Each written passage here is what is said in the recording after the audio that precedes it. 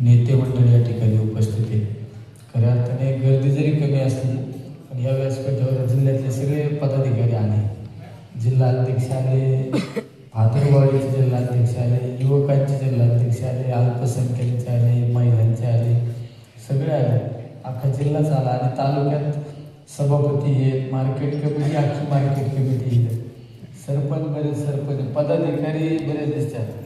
सर्वच या ठिकाणी उपस्थित. तसं आशिषराव घोडेंचं काम चांगलं आहे.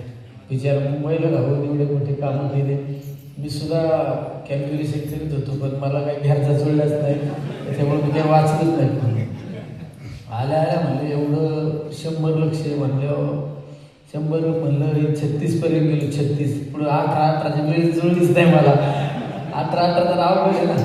15 असलं 15 दोन्ही 30, 15 ते 45 करता आला असतं आणि 18चा पाठाच माझ्या आयुष्यात आला नाही. किती आहे सगळे 2 कोटी. प्रकाशला म्हणलो होतो वरील मला बेरीज करून दे पण ते आलाच नाही. प्रकाश IT वाला आहे आमचा, हुशार आहे.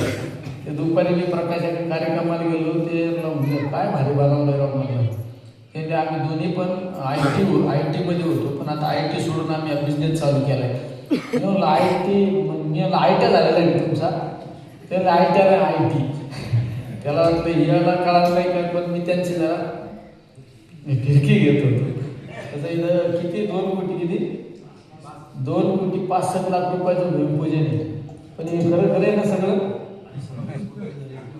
हां कामं होते ना चालू आहे सगळे.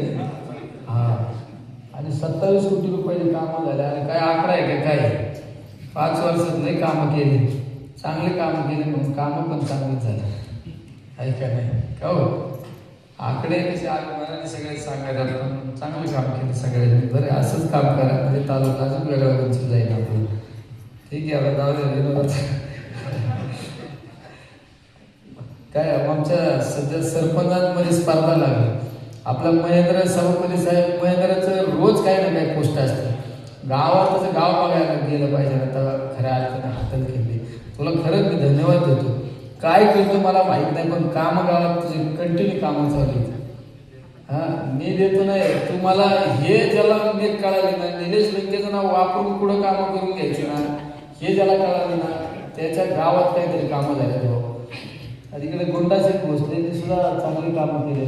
किरणरावचं सुद्धा काही ना काय, किरणराव अख्खी नदी उकरून गेली.